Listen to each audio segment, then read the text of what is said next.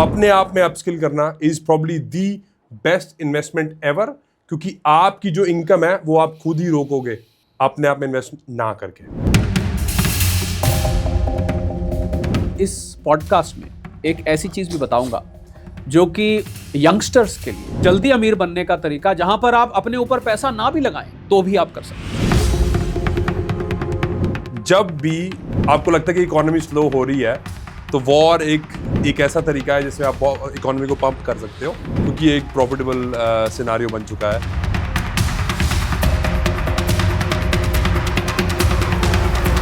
आप किसी की जान लेके, किसी के माल का नुकसान करके, किसी की बिल्डिंग का नुकसान करके अगर आप इसको प्रॉफिटेबल काम मानते हैं तो धिक्कार है ऐसे प्रॉफिटेबल काम। अगर आप अग्रेसिव और स्ट्रेटेजिक नहीं हो तो वेल्थ क्रिएशन डेफिनेटली स्लो हो जाएगी। अगर आप डिसिप्लिन नहीं हो तो वेल्थ क्रिएशन डाउटफुल हो जाएगी। जो इन्वेस्टर साइड में बैठ के सोचता रहता है वो हमेशा अपॉर्चुनिटी मिस कर जाता है। जो इन्वेस्टर बिना सोचे इन्वेस्ट करता है वो पैसा मिस कर जाता है, उसकी बस निकल जाती है।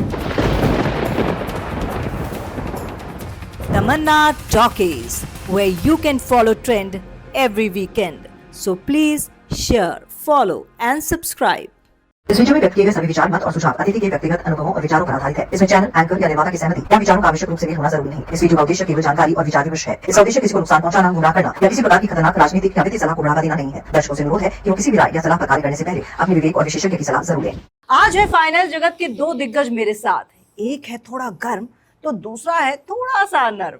एक है फाइनेंस जगत का किंग जसमीत सिंह तो दूसरा है फाइनेंस जगत का विराट शरद कोहली। जी हाँ, आज दोनों है मेरे साथ। आज दोनों के होंगे दो दो हाथ, लेकिन आपका दिमाग किसके साथ ये आप बताएंगे कमेंट सेक्शन में। लेकिन उससे पहले आप दोनों का मैं स्वागत करती हूँ और आज ये एपिसोड मुझे लग रहा है ब्लॉकबस्टर होने वाला है और आपके तो चेहरे पे अभी गुस्सा है। जसमीत जी आपका स्वागत है, शरद जी आपका स्वागत है। Thank you so much. गुस्सा नहीं है, मैं मजाक कर रहा हूँ, ठीक है। अभी थोड़ा शो ऑफ भी तो करना होता है कि अभी आपने बोला अग्रेसिव, वो तो करना पड़ेगा थोड़ा। बिल्कुल, तमन्ना टॉकीज के सभी फॉलोअर्स, व्यूअर्स, सब्सक्राइबर्स को आज ढेर सारा फाइनेंस और प्रॉफिट। हाँ, और क्योंकि लोग जी, और लोग बोलते हैं कि भाई कोई गेस्ट आता है कुछ और बताता है, कोई गेस्ट आता है कोई और बताता है। तो मैं आज ऐसे दो गेस्ट लेकर आई हूँ जो दोनों ही मिजाज से भी अलग हैं, आइडियोलॉजी भी कहीं ना कहीं क्लैश होती नजर आ रही है। तो आप किसके साथ हैं आप एंड में बता देना। लेकिन जसमीत जी, पहला सवाल तो मैं आपसे ही कर लेती हूँ। जी, आपको लोग कहते हैं कि आप बड़ा एग्रेशन में रहते हैं और जो सीख आप देते हैं उसमें एटीट्यूड ज्यादा दिखता है। और प्रैक्टिकल चीजें आप शायद थोड़ी सी कम बताते हैं, ऐसा है क्या? मेरे को पता नहीं है अभी तक, तो बताओ मेरे को। पिछली बार आपको मैंने क्या बोला था? अगर आप मेरी बात मान जाओगे, लिख के ले जाओगे जो अब मैं बोल रहा हूँ और उसको अप्लाई करोगे, गारंटेड मिलने ले रहो। तुम्हें काम नहीं करना, काम चोरो। तुम्हारी प्रॉब्लम ये है, ये काम करके राजी नहीं है। आज भी बता रहा हूँ दोबारा से, लिख के ले जाना। आपके प्रेडिक्शन करी थी ना मैंने, क्या बोला था? गोल्ड ले लो। हाँ, अच्छा। कोई मरने वाला है, 3 से 6 महीने की अपनी सेविंग्स रखना। सो लिख के ले जाओ आज भी, तो फायदे में रहोगे। अच्छा, आपसे पूछती हूँ सर, आपका क्योंकि बड़ा थोड़ा सा आप चिल रहते हैं, थोड़ा एग्रेशन मेरे को लगता है उतना ज़्यादा नहीं है और आपकी नॉलेज का तो हर कोई कायल है, इसके बाद भी आपके पता नहीं कितने सारे शोज़ हैं। आपसे सवाल पूछती हूँ, ये जो एटीट्यूड है क्या ये इन्वेस्टमेंट में काफ़ी ज़्यादा कारगर होता नज़र आता है, एग्रेशन वाला, या फिर आपको लगता है कि यार थोड़ा काम होना चाहिए? मुझे लगता है तमन्ना कि पैसे के लिए अगर आप काम कर रहे हैं और काम शांति से कर रहे हैं उसको बहुत सोच समझ के कर रहे हैं तो फिर पैसा आपके लिए वापस रिस्पॉन्ड करता है और वो पैसा कालांतर में लंबे वक्त में आपके लिए काम करना लग जाता है। पर सोच समझ के देखिए, हमेशा तो अगर एटीट्यूड होगा, और जसमीत जी से क्षमा मांगते हुए कह रहा हूँ, हमेशा एटीट्यूड होगा तो वो पैसा तो फिर कभी ना कभी कहीं गलत जगह जाके फंस जाता है। और अगर फंस गया तो खून पसीने की कमाई है, फंस गई तो फिर तमन्ना टॉकिस पे ये कमेंट आए, भाई आप किसी के कहने से हमने फंसा दिया, आपके कहने से हमने पैसा कहीं फंस गया। और मैं शुरू में ही तमन्ना आपकी इजाज़त से सभी फॉलोअर्स, व्यूअर्स, सब्सक्राइबर्स को एक डिस्क्लेमर देना चाहूँगा। हम ये बात करेंगे वो हम स्ट्रैटेजी की करेंगे, बिल्कुल, हम एनालिसिस करेंगे, हम किसी को निवेश करने के लिए उकसाएंगे नहीं। उकसाएंगे नहीं, Correct. बिल्कुल। ये तो बात आप मानते हैं। बिल्कुल। और अगर जसमीत जी आपके पास 1 लाख रुपया हो तो 1 लाख रुपए को आप इन्वेस्ट करने के लिए कौन सा अप्रोच अडॉप्ट करेंगे आप? मतलब एकदम से जिस तरह से आपका मतलब पर्सनालिटी है, आप एग्रेसिवली उस पे जाएंगे और इन्वेस्ट करेंगे, या फिर थोड़ा नॉलेज गेन करेंगे यहाँ वहाँ से और उसके बाद थोड़ा सोचेंगे, या फिर आपको लगता है कि ये समय गया तो गया? I do want to mention कि भाई आपको लगता तो है मैं एग्रेसिव हूँ, ऑफ कोर्स मैं एग्रेसिव हूँ, क्योंकि ये परसेप्शन भी है मेरी, राइट। बट जब मैं इन्वेस्टमेंट स्ट्रेटजी या कुछ इन्वेस्टमेंट की बात करता हूँ तो मेरा दिमाग जो होता है बहुत शांत होता है। और जिन लोगों को पता है कि मैं ऑफ कैमरा क्या हूँ उनको बताने की कोई ज़रूरत नहीं है। बट अगेन आज मैं वो बता रहा हूँ जो कि मैं यूजुअली बताता नहीं हूँ, कि मैं जब इन्वेस्टमेंट की बात करता हूँ तो मैं बहुत शांत होता हूँ, बिकॉज आपको ठंडे दिमाग से ही इन्वेस्टमेंट करना चाहिए। रही बात 1 लाख की, तो देखो डिपेंड करता है कि आप कौन सी पोजीशन पे हो। What do I mean by that? हर एक बंदा एक अपनी ज़िंदगी के मोड़ पे होता है, कुछ अर्ली होगा, कुछ मतलब कुछ 30-40 के होगा, कोई 40 से 45 होगा। सो डिपेंडिंग ऑन आप कहाँ पे हो वो मैटर करता है। बट अगर ये आप बहुत यंग हो तो वो पैसा वो अपने आप पे डालो पहले, अपने स्किल्स पे, क्योंकि आपको पता नहीं चल रहा है, एआई आ रहा है, ऑटोमेशन आ रहा है, और अगर आपने अपने आप को स्किल नहीं करा तो आपके पास इनकम ही नहीं होगी। जब इनकम नहीं होगी तो आप इन्वेस्टमेंट क्या करोगे? सो अगर आप अर्ली एज में हो अपने आप पे पैसा डालो, that is where I would actually suggest कि भैया पैसा डालो। एंड उसके बाद अगर आप जब, क्योंकि देखो इनकम नहीं होगी तो आप इन्वेस्टमेंट कैसे कर पाओगे? ठीक है। क्योंकि आपके खर्चे तो पूरे होने नहीं है। और आपको पता ही है कि पीछे एक न्यूज आई थी कि एक सोशल मीडिया कंपनी थी, उन्होंने क्या करा, एक दरवाजा लगाया और पीछे जो भी बंदे खड़े थे उन सबको बोलते भाई तुम घर जा सकते हो। मेरे को पता नहीं अगर आपने देखी नहीं देखी, वो वीडियो बहुत वायरल हुई है। वो इंडिया की बात है, क्योंकि एआई ने उनके सारे काम करने शुरू कर दिए। सो अपने आप में अपस्किल करना is probably the best investment ever, क्योंकि आपकी जो इनकम है वो आप खुद ही रोकोगे अपने आप में इन्वेस्ट ना करके। आप सहमत हैं इस बात से? नहीं, बिल्कुल। देखिए, अपस्किलिंग और रीस्किलिंग तो नीड ऑफ द आवर है।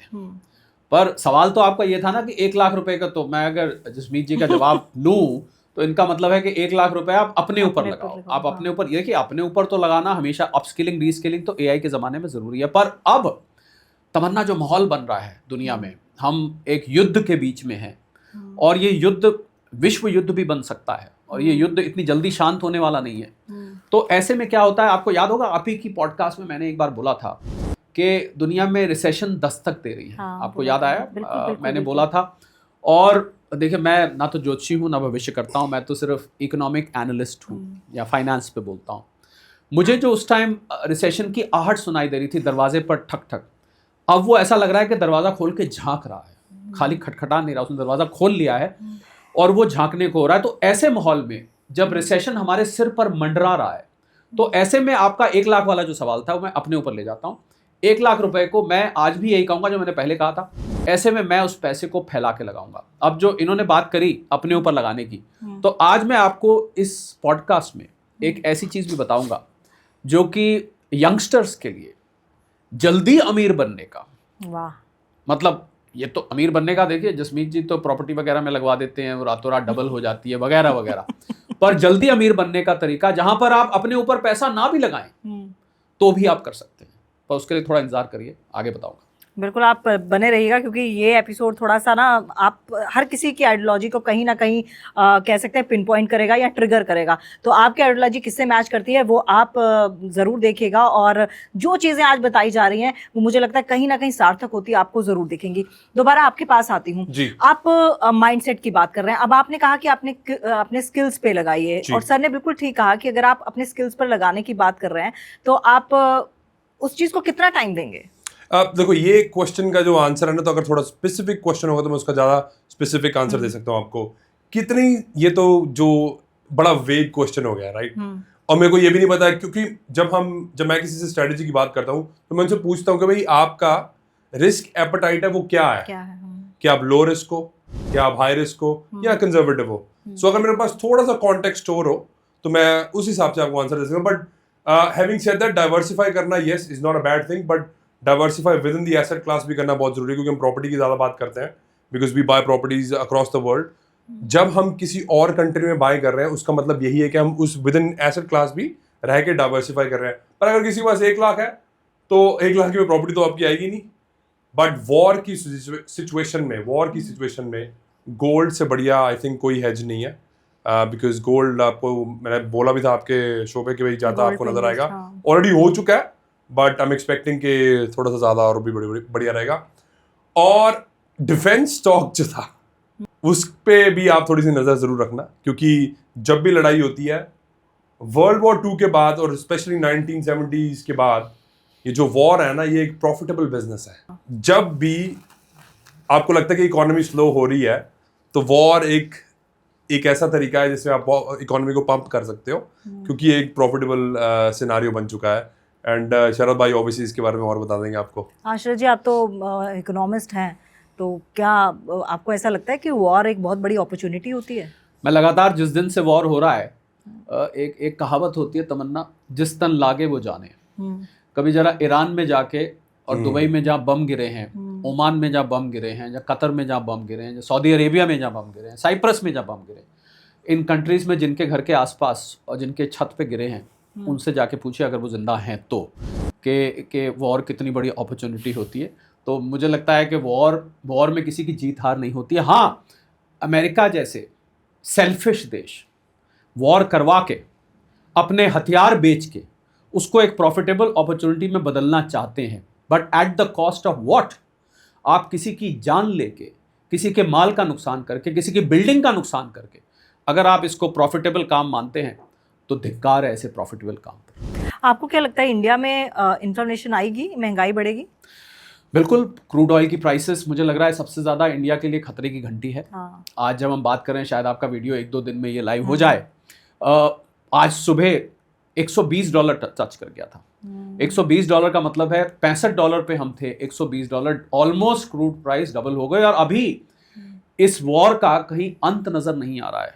अभी तो नए सुप्रीम लीडर बने हैं, खमीनाई साहब के बेटे मुश्तबा खमीनाई, वहाँ पर नए लीडर बन गए। सुना है कि ये और ज़्यादा रेडिकल है, ये अपने पिता की मृत्यु का बदला और अपने रिश्तेदारों की मृत्यु का बदला और ज़्यादा तेज़ी से लेंगे।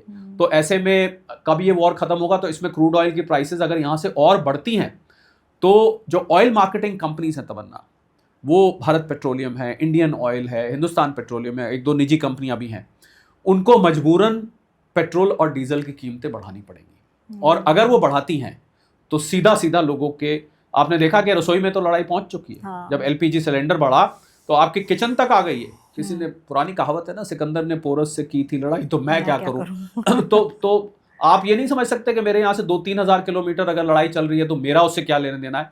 आपकी रसोई तक आ चुकी है और अब आपके ये घर के बजट को ऊपर नीचे कर सकती है अगर ये पेट्रोल डीजल की। और मेरी एनालिसिस कहती है तमन्ना कि अगर ये क्रूड ऑयल लगातार $110, $120, $130 से ऊपर टिका रहा तो मजबूर हो जाएंगी oil marketing companies petrol diesel के दाम बढ़ाने के लिए। और अगर बढ़ता है तो हमारा इन्फ्लेशन बढ़ेगा, इन्फ्लेशन बढ़ता है तो उससे डिमांड घटती है, डिमांड घटती है तो भारत जैसी इकोनॉमी जो 55 से 60% तब चलती है जब आप और हम जाके दुकानों से सामान खरीदते हैं, सर्विसेज लेते हैं। महंगाई की वजह से हम वो सामान कम खरीदेंगे और इससे भारत की जीडीपी यानी कि ग्रोथ की रफ्तार, जिसका हम आज इतना बड़ा फख्र करते हैं, मुझे लगता है उस पर असर हो जाएगी। हर $10 की प्राइस बढ़ती हुई पेट्रोल क्रूड ऑयल की 20 से 30% हमारी जीडीपी पर असर करती है। और 30 से 40 बेसिस पॉइंट, ये 20 से 30 बेसिस पॉइंट था, क्षमा करें मैंने अगर परसेंटेज बोल दिया, 20 से 30 बेसिस पॉइंट, 30 से 40 बेसिस पॉइंट सीपीआई यानी जिसको हम कंज्यूमर प्राइस इंडेक्स कहते हैं, इन्फ्लेशन कहते हैं, उस पर असर करती है। मैं वॉर को बिल्कुल भी अपॉर्चुनिटी नहीं देखता। तो ये तो अपॉर्चुनिटी नहीं समझता। नहीं, एब्सोल्युटली, बात तो ठीक है कि अपॉर्चुनिटी है, पर that's how they see it, right? और वो ऐसे ही देखते हैं, क्योंकि अगर देखा जाए जब से ट्रम्प आया, टैरिफ भी उसके जो है वो सुप्रीम कोर्ट ने रद्द कर दिया है, and he has to make money from somewhere.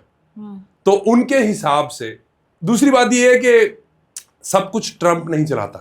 Okay, Trump जो है वो कुछ जगहों पे चला सकता है और डीप स्टेट जो है वो पीछे ना कुछ कर रही होती है। जब फार्मा जो सबसे बड़ा जिसको मैं माफिया बोलता हूँ दुनिया का, वो बहुत कारगर है इन द सेंस के यह सब कुछ उनके हाथ में है, उनके पास लॉबी की पावर है। और वॉर मशीन जो है वो सेम ही है। वैसे मैं ये नहीं चाहता कि ये होए, ऑफ कोर्स जिनके बच्चे मर रहे हैं, जिनके घर पे तबाही हो रही है, वो मैं बिल्कुल नहीं चाहता, but that's how they see it. और इकोनॉमी को फेक पंप करने के लिए ऐसा किया जाता है, इसमें कोई बड़ी बात नहीं है, बट सब कुछ उसके हाथ में भी नहीं है। वो करना तो बहुत कुछ चाहता है पर वो कर नहीं पाएगा। और जो मेरे को लग रहा है जो ट्रम्प एक लेकर चला था जो कि ऐसा मैसेज जाएगा लोगों को, तो क्या लग रहा है कि क्योंकि मैं कहीं कहीं सुन रही हूँ कि अब ट्रम्प एक रोल निभाएगा शांति दूत का, ऐसा है क्या? क्योंकि आप तो अंदर की बातें भी काफी जानते हैं। शांति दूत का तो उसने पहले टर्म में जरूर करा था, हाँ। बट अभी उसका जब दोबारा से इलेक्शन हुआ था उसकी जो पॉलिसीज है बहुत क्लियर है कि भी वो अमेरिका फर्स्ट है। तो लेट्स जस्ट से कि मैं अमेरिका हूं, राइट? और अमेरिका फर्स्ट का सबसे बड़ा जो, अगर आप देखो सीक्वेंसिंग जो देखी जाएगी और उसकी करने की, पहले उसने मदुरो को उठाया क्योंकि वेनेजुएला के जो ऑयल रिजर्व्स हैं वो दुनिया के सबसे ज्यादा ऑयल रिजर्व्स हैं उनके पास, ठीक है। पहले उन्होंने मदुरो उठाया क्योंकि चाइना जो है 80% जो तेल है वो ईरान और वेनेजुएला से जाता है, और अब मदुरो उठाने के बाद ऑब्वियसली उनके साथ जो होल्ड है वो उनके हाथ में है। सेकंड सीक्वेंसिंग देखी जाए तो ईरान ही बनता था। तो ये जो भी हो रहा है ये बहुत सोची समझी साजिश है ताकि वो चाइना को कॉर्नर कर सके, क्योंकि अप्रैल में उनकी कॉन्वर्सेशन होनी है कि टैरिफ दोबारा से एग्जैक्टली रिवाइव होंगे और उसके बारे में जो नेगोशिएशन है वो चलनी है, और उससे पहले ही सब कुछ करने की ये कोशिश चल रही है। चलो सर, ये तो ऑस्ट्रेलिया रहते हैं, हम तो इंडिया में ही रहते हैं, तो इंडिया में मिडिल क्लास तो वैसे ही गर्त में है। तो अब क्या मतलब, अगर इतनी महंगाई हो जाएगी और अगर इन सब चीज़ों का असर पड़ेगा, जीडीपी पे असर पड़ेगा, तो कहाँ जाएगी मिडिल क्लास? तो मिडिल क्लास के लिए करना क्या है मिडिल क्लास को? ट्रम्प मूड इंडेक्स के ऊपर है जो मैंने बनाई हुई है। TMI हमारे ऑफिस में बकायदा उसको एक स्क्रीन है पूरा जो उसको ट्रैक करता है। हाँ। मेरी इकोनॉमिक एनालिसिस विंग है, उस ट्रम्प मूड इंडेक्स को ट्रैक करती है। तो ट्रम्प मूड इंडेक्स के हाथ में है और इन्होंने कहा कि ट्रम्प के हाथ में कुछ नहीं है। ट्रम्प पहले ये डिसाइड कर ले कि उनका मूड पहले कहाँ जाता है, सुबह कुछ, दोपहर को कुछ, रात को कुछ। कभी कहते हैं 4 दिन लड़ाई चलेगी, कभी कहते हैं 4 हफ्ते चलेगी। मुझे लग रहा है अब 6 हफ्ते बोल दिया। हाँ, मुझे लग रहा है तमन्ना वो फंस गए हैं यहाँ पर। वो ना आगे जाने लायक हैं, आगे जाते हैं तो ईरान ने उनको हैरान कर दिया है। क्योंकि उन्होंने सोचा था खमीनाई साहब खत्म होंगे और उसके बाद वहाँ सरकार चेंज हो जाएगी, जो मैंने वेनेजुएला में किया मैं आसानी से कर पाऊंगा। टोटल मिस कैलकुलेशन थी। आज वो फंस गए हैं और उसकी वजह से पूरी की पूरी दुनिया फंस गई है। ये क्रूड ऑयल की प्राइसेस हमें यहाँ आके, मिडिल क्लास आपने बात करी, हमें यहाँ के मार रही है। और जैसे जैसे लंबा चलेगा, और सच बात तो बताऊं तमन्ना के लड़ाई में ना हर दिन नया दिन होता है, रोज नया जन्म होता है। तो लड़ाई में हम ये नहीं कह सकते कि अगले घंटे क्या होने वाला है, तो कल क्या होने वाला है हमें नहीं पता। पर ये जरूर दिख रहा है कि लड़ाई ये लंबी चलेगी। अगर ये लंबी चलती है तो वो जो स्ट्रेट ऑफ हॉर्मूज है, जहां रुक रहे तेल के क्रूज हैं, वो उड़ाएगा हमारी मार्केट का फ्यूज है। ये मुझे नजर आ रहा है, क्योंकि ये पूरी की पूरी मार्केट, चाहे वो शेयर मार्केट हो, चाहे कमोडिटी मार्केट हो, चाहे वो ट्रेड मार्केट हो, ये पूरी मार्केट को अपसेट करेगा। देखिए, पेंट्स, केमिकल्स, अगर किसान सोचते हैं कि हमारे ऊपर कैसे असर होगा, तो फर्टिलाइजर बनाने में एनर्जी यूज होती है, गैस यूज होती है, बहुत सारे फर्टिलाइजर बनाने में। बिल्कुल। उनकी सप्लाई डिसरप्ट होने वाली है, उनको महंगा आने वाला है। भारत जैसी अर्थव्यवस्था जहाँ 87% हम अपना क्रूड बाहर से लेते हैं, तो वहाँ असर ना करे, कैसे हो सकता है? और केवल एक आदमी इसके लिए जिम्मेवार है, उसका नाम हम बार बार लेके उनको क्यों हम पॉपुलैरिटी उसको और दें, पहले ही बहुत मिलती है। पर मुझे लग रहा है उसको समझ जाना चाहिए, क्योंकि वहां पर मिड टर्म इलेक्शन है नवंबर 26 में, अप्रूवल रेटिंग गिर चुकी है। करेक्ट।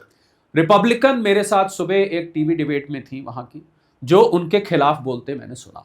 उनके अपनी पार्टी के लोग अब ये सोच रहे हैं, भैया तुमने तो हमें फंसा दिया, सनम खुद तो डूबेगी, हमें भी साथ ले डूबोगे। ये हालत हो रही है इस समय कि ट्रम्प साहब ना आगे जाने लायक हैं ना पीछे जाने लायक हैं। पीछे जाते हैं तो साख का सवाल है, आगे जाते हैं तो था ही नहीं पता कहां पर है, कब जाके रुकेगा मामला। $1 बिलियन रोज का लग रहा है अमेरिका का इसमें। बाप रे। 18,000 के उनके प्लास्टिक के बने ड्रोन को मारने के लिए $1 मिलियन की पेट्रियट मिसाइल उनको चलानी पड़ रही है। कितनी शर्म की बात है। एक छोटा सा ड्रोन जो कि प्लास्टिक का बना हुआ, उन्होंने पहले वो चला रहे, लो तुम मारो इसको, उठाते हैं उसको निशाना मारता है, लो मार, तुम्हारा तो गया कई करोड़ रुपए, हमारे गए 17,000 18,000 डॉलर रुपए। तो मुझे लग रहा है कि ट्रम्प साहब बुरी तरह से फंस चुके हैं। बहुत ही वैसे तो कहना, मुझे शब्द नहीं इस्तेमाल करना चाहिए, बहुत ही इंटरेस्टिंग सिचुएशन है, पर ग्लोबल इकोनॉमी को उन्होंने रिसेशन के द्वार पे ला दिया। मुझे तमन्ना ज़्यादा चिंता है कि जब लड़ाई रुक जाएगी, 1 मिनट के लिए आप ईरान में कल्पना कर लीजिए कि आप वहाँ बैठे हुए हैं, आपके खमीनाई साहब वहाँ जा चुके हैं, नए खमीना साहब, उनके बेटे आ चुके हैं। इन्फ्लेशन वहाँ पर 50% थी पहले से ही। उनका ईरानी रियाल की कीमत लगातार गिर रही थी। आप सोचिए कि जब ये लड़ाई रुकेगी तो उनके होटल गिर चुके होंगे, स्कूल्स गिर चुके होंगे, अस्पताल गिर चुके होंगे, सरकारी बिल्डिंग गिर चुकी होंगी। कैसे वो देश अपने आप को चलाएगा, कैसे वो देश अपने आप को संभालेगा? 1 मिलियन उस पर सैंक्शंस लगी हुई हैं।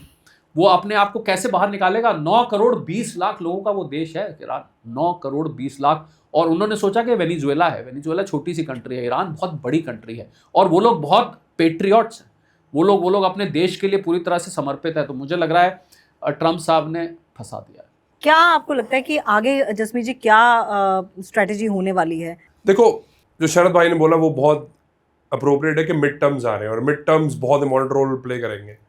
और ऑब्वियसली अभी जो डेमोक्रेट्स हैं उनका पलड़ा थोड़ा भारी है, रिपब्लिकन थोड़ा पीछे है। और ये ना आज मैं एक बेसिक बताना की कोशिश कर रहा हूँ, प्लीज समझने की कोशिश करना। वॉर जो होती है ना वो डिस्ट्रैक्शंस होती है, और एक्चुअल में होता ये है कि जब आप डिस्ट्रैक्टेड हो मेन एजेंडा से, जो कि मिड टर्म्स हो सकता है, it is another way to मतलब डिस्ट्रैक्ट के भाई हम उस पर फोकस ना करें, हमारे पास जो अभी मेजर प्रॉब्लम एट हैंड है हम उसको सॉल्व करें। तो जो भी आपको दिखाया जा रहा है ना उसके पीछे और भी बहुत कुछ चल रहा है, ये बेसिक है। पहले तमन्ना न्यूज चैनल में जब थी तो तमन्ना ने कुछ मेरे को ऑफ कैमरा बताया, मैं ज्यादा बात नहीं करूंगा उसके बारे में, ठीक है। न्यूज चैनल्स का काम जो है वो पूरी दुनिया में ऐसा है कि उनको आपको डिस्ट्रैक्ट करना है। तो आप ना, एक किताब है सिग्नल वर्सेस नॉइज, वो आप जरूर पढ़ना। उसमें आपको समझ आएगा कि भाई देखना क्या है और सुनना क्या है और करना क्या है। सो एग्जैक्टली वो डिस्ट्रैक्ट किया जा रहा है बिकॉज मिड टर्म्स में कुछ अच्छे अभी तक साइंस नहीं दिख रहे उनको। आगे क्या होगा, ये जंग तो चलेगी। अच्छा, सिंपल सा आंसर क्वेश्चन पूछती हूँ, दोनों से पूछती हूँ, थर्ड वर्ल्ड वॉर होगा? हो चुका है, शुरू हो चुका है। अगर किसी वॉर में 12-14 कंट्रीज इन्वॉल्व हैं तो यही तो वर्ल्ड वॉर होता है। आप वर्ल्ड वॉर 1, वर्ल्ड वॉर 2 की हिस्ट्री उठा के देखिए, छोटी सी एक चिंगारी थी जो कि कहाँ से 1939 से 45 तक हुआ था वर्ल्ड वॉर 2। आप हिस्ट्री उठा के पढ़िए, छोटी सी चिंगारी वर्ल्ड वॉर बता। अगर 12-14 कंट्रीज, और एक और प्रिडिकमेंट है इसमें, मैं आपको बताऊं, आज मैंने कहीं पर इसकी चर्चा करी है। यूएई और कुवैत, ओमान, बहरीन, कतर, में इनके उदाहरण ले रहा हूँ। और जसमीत जी बताइएगा मैं ठीक कह रहा हूँ कि जी। जहाँ एक तरफ दुबई जैसे पॉपुलर डेस्टिनेशन में, जहाँ पर रियल एस्टेट और टूरिज्म, वहाँ के शेखों ने बहुत साल पहले अपने बच्चों को कह दिया था, बेटा तेल वेल खत्म हो रहा है, या तो खत्म हो रहा है या उसकी कीमत इतनी नहीं रहेगी क्योंकि ऑल्टरनेट एनर्जी सोर्सेस आ रहे हैं। तुम जाके पढ़ाई करो, कोई डॉक्टरी करो, इंजीनियरिंग करो, अकाउंटेंसी करो, कुछ जाके करो, अपना फ्यूचर बनाओ। अब इस तेल के सहारे ये पुश्ते नहीं चलने वाली। ये वहाँ के शेखों ने बोला था। अब क्या हुआ, $65 कीमत थी इस लड़ाई से पहले। अब देखिए कहानी में ट्विस्ट कहाँ पर है। और किसी ने मेरे से पूछा कि ये यूएई ने वापस अटैक क्यों नहीं किया? यूएई खाली इंटरसेप्ट कर रहा है, उनकी तरफ से मिसाइल आती है, उसको डिस्ट्रॉय कर देते हैं। क्या ये बाकी के मिडिल ईस्ट के देश इतने कमजोर हैं कि इनके पास एक हिट करने के लिए मिसाइल तक नहीं है, खाली इनके पास इंटरसेप्टर्स हैं? तो कहानी में ट्विस्ट क्या है? ट्विस्ट ये है कि भले ही दुबई का प्रॉपर्टी मार्केट इस समय नीचे जा रहा है क्योंकि वहाँ पर जितने हमले हुए लोग छुप के बैठे हुए हैं इधर उधर, भले ही उनके टूरिस्ट डेस्टिनेशंस की टिकट्स नहीं बिक रही क्योंकि कौन टूरिस्ट ऐसे में आएगा, अपना सिर पे बम गिरवाएगा, वहाँ पर नहीं बिक रही। पर अगर ये क्रूड की प्राइस, ये देश नहीं है, ये कंपनीज हैं। ये आप दुबई जाएं तो किसी के घर में गए हैं आप, एक्चुअली वहाँ पर आप अपनी मर्जी से कोई बात नहीं बोल सकते, सुन लिया तो अंदर कर देंगे आपको। तो ये देशों का रेवेन्यू ही ऑयल है। अब सोचिए $65 जो मैं बेच रहा था, मेरी जो टॉप लाइन जिसको बोलते हैं कॉर्पोरेट भाषा में सेल्स, वो बढ़ के हो गई $120। तो मेरा फायदा हुआ कि नुकसान हुआ? मैं पूछ रहा हूँ। मेरा तो रेवेन्यू बढ़ गया। तो इसलिए ये कहानी में ट्विस्ट है कि बहरीन ने, सऊदी अरेबिया ने, यूएई ने पलट के ईरान के ऊपर क्यों हमला नहीं किया? उन्होंने फोन किया अमेरिका को, सर इनको रोक दो, ये तुम्हारी वजह से, तुम्हारे बेसिस की वजह से, तुम्हारी कंपनीज की वजह से, तुम्हारी एम्बेसी की वजह से हमारे ऊपर ये मिसाइल गिरा रहे हैं। और इनकी मिसाइल का, ईरान की एक ऐसी मिसाइल है जिसका निशाना गलत लगता है, 1 किलोमीटर तक दूर मार देती है। मारना कहीं था, लग जाता है कहीं और जाके। भैया ये हमारा नुकसान कर रहे हैं। पर एक मिक्स्ड फीलिंग है अंदर, एक तरफ नुकसान हो रहा है, दूसरी तरफ रेवेन्यू, जैसे जैसे स्ट्रेट ऑफ हॉर्मुज बंद होकर रुक रहा है वैसे वैसे उनकी कमाई साथ में बढ़ रही है। तो ये जो खेल कहा ना जसमीत जी ने, पीछे कई दफे कुछ और खेल भी होता है। तो मुझे लग रहा है कि वो चीज़ खतरनाक है, क्योंकि इस चीज़ से मुनाफे को नहीं देखना चाहिए। बहुत कोशिश की थी तमन्ना तेल की कीमत बढ़ाने की, पिछले 2 साल में नहीं बढ़ रही थी। कभी प्रोडक्शन कट करते थे, कभी ओपेक की मीटिंग होती थी, कभी कुछ अब कट कर दो, क्योंकि solar energy, wind energy, electric, biofuel, इस पे इतनी ज़्यादा चर्चा चल रही थी कि तेल, ऐसा लग रहा था अब तेल खत्म हो जाए। बोलते नहीं थे कि अगला जो गोल्ड है वो ब्लैक गोल्ड नहीं है, अगला ब्लैक गोल्ड डिजिटल है, डेटा है। आपको देखा होगा, आपने बोला जाता था या रेयर अर्थ मिनरल्स हैं और पानी, फिर एक बार ऑयल चर्चा में आ गया। यही तो चाहिए था। अच्छा, एक चीज और मैंने बड़ी सुन रही हूँ जसमीत जी, कह रहे हैं कि आपके पास अपने घर पे कैश रख लो, क्या इसी रेलेवेंट में बोल रहे हैं? कैश थोड़ा सा तो बिल्कुल होना चाहिए, क्योंकि मेरे को ये क्वेश्चन किसी और ने भी पूछा था। कल का पॉडकास्ट था या आज का, मेरे को याद नहीं आ रहा एग्जैक्टली। ये पूछा था उनसे मेरे से कि भाई कैश होना चाहिए। ऑफ कोर्स कैश तो होना चाहिए, पर अब कैश की कौन सी करेंसी है वो बहुत डिपेंड है। अच्छा, अब क्योंकि मैं सब एंटिसिपेट करता हूँ, मेरे को पता था ये होने वाला है। अगर मैं आपको बोल के गया तो मैं ऑलरेडी सब कुछ बोला था। तो मैं ऑलरेडी सब कुछ, मेरे कम से कम 5 इंटरनेशनल बैंक अकाउंट्स हैं और उसमें मैं अलग अलग करेंसीज में पैसे रखे हुए हैं। अच्छा, अब हुआ क्या है कि इवन दो जंग चल रही है, अब देखो सबको पता है कि यूएस पावरफुल है, सबको पता है, ये आपको मानना पड़ेगा। अब फायदा ये भी है, डिस्ट्रैक्शन में आपको ये नजर नहीं आ रहा कि जब जब यूएस चढ़ेगा उनका जो डॉलर है वो स्ट्रॉन्ग का स्ट्रॉन्ग ही रहेगा, क्योंकि उनका जो डॉलर है ना वो सिर्फ पावर के बेस पे चल रहा है, बैक्ड अप बाय गोल्ड नहीं है जैसे 1971 तक रहा है। ठीक है, तो या तो गोल्ड या तो यूएस डॉलर और कुछ और करेंसीज है। जैसे कि अब देखो, न्यूजीलैंड और ऑस्ट्रेलिया में सीक्रेटली बिलियनर, जब मैं आपसे पॉडकास्ट कर रहा था ना पिछले, सीक्रेटली ऑलरेडी मूव हो रहे थे वहां पे।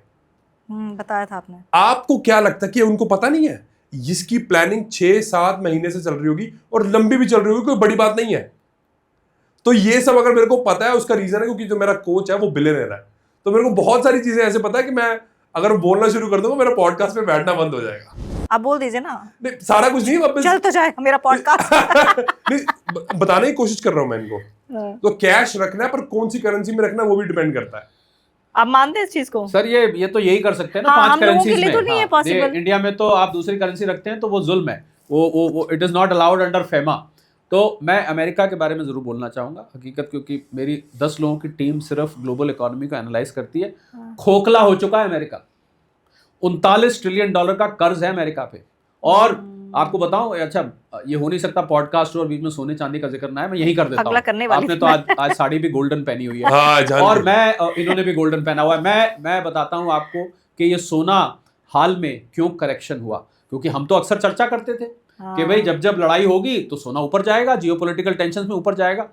डॉलर इंडेक्स है एक, 6 करेंसीज से मिला के वो डॉलर इंडेक्स चलती है। मैं करेंसीज का नाम ले देता हूँ, British pound, Swiss franc, Japanese yen, euro, और उसके अलावा 2 और करेंसीज है, कैनेडियन डॉलर और स्वीडिश क्रोमा।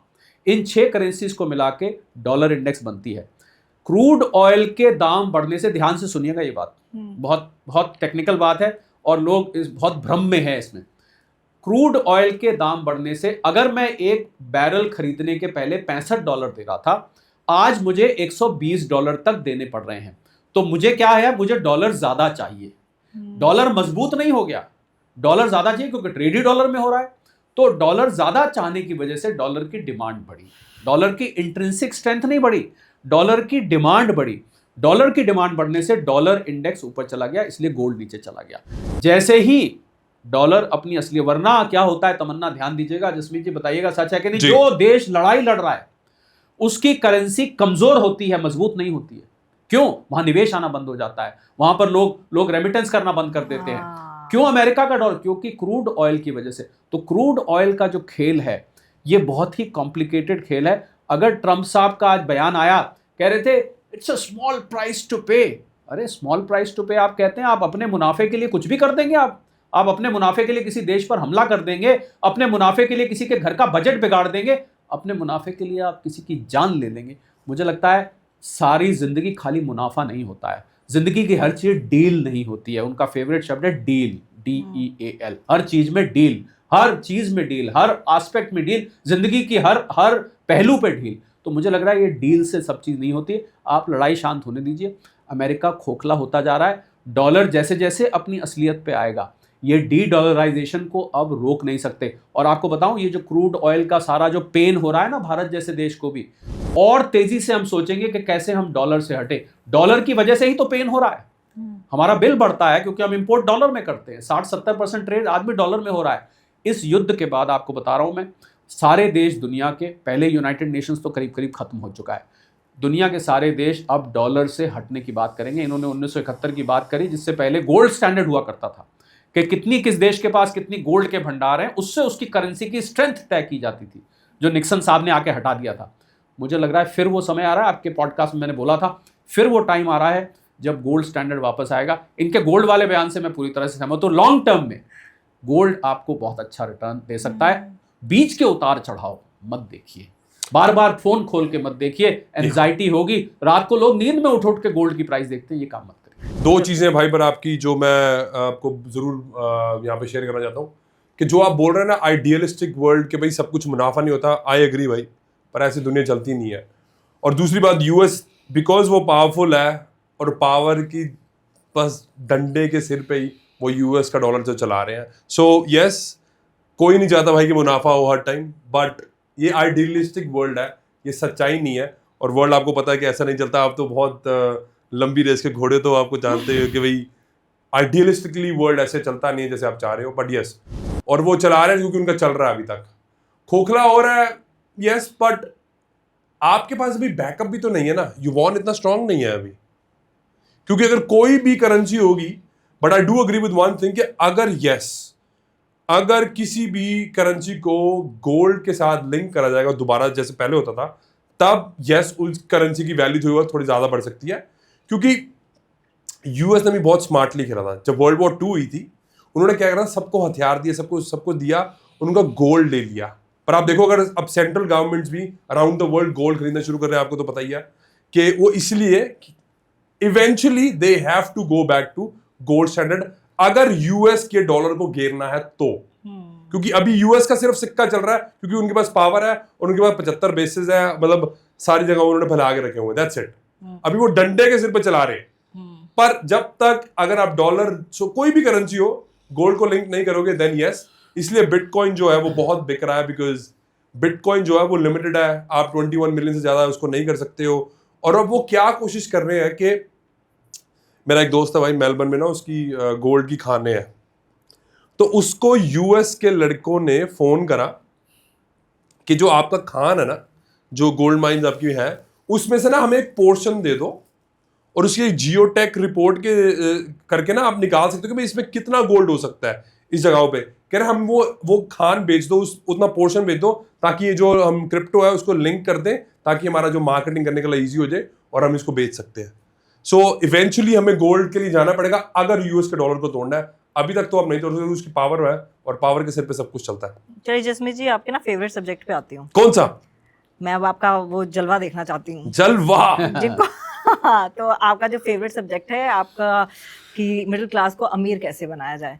तो 2 एपिसोड आपके साथ ऑलरेडी कर गई, और पहले एपिसोड में तो नेगेटिव कमेंट्स आए, दूसरे में बड़े पॉजिटिव कमेंट्स आए, जिसका मैंने एक्सपेक्टेशन नहीं करी थी। अब मुझे आप बताइए कि 6 महीने में, जैसे सर ने भी कहा कि वो बहुत अच्छा एक मंत्र देंगे, हमारी बात भी हुई थी कि आप 5 मंत्र देंगे, है ना।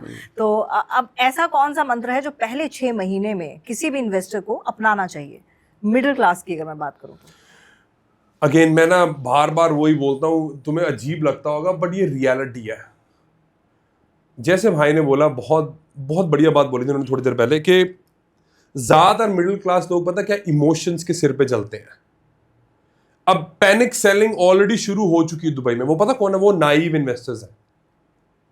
अगर वो गेम को समझते और उनको एक्चुअली पता था कि यार कि रियल एस्टेट है, ये गोल्ड है, वो लॉन्ग टर्म का होल्ड है, कोई दिक्कत नहीं है, हर जगह होता है, कभी भी कहीं पे भी हो सकता है ये।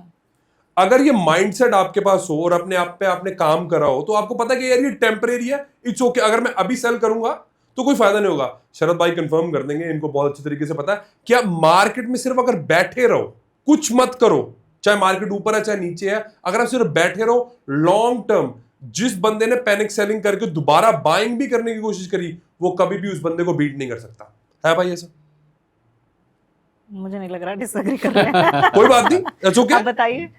नहीं, मुझे देखिए प्रॉपर्टी मार्केट पहली, अगर ये क्योंकि ये फिर युद्ध से संबंधित बात कर रहे हैं जी, तो युद्ध पहली बात तो कितना चलेगा ये नहीं पता। हाँ जी। पर मुझे ये पक्का पता है जसमीत भाई things will never be the same again. Middle east में हाँ जी, हाँ जी। जो वो बात तो पहले अब कभी नहीं आएगी, जिसकी बिल्डिंग के साथ में मिसाइल गिर गई है तमन्ना, वो हमेशा खौफ में रात बिताएगा।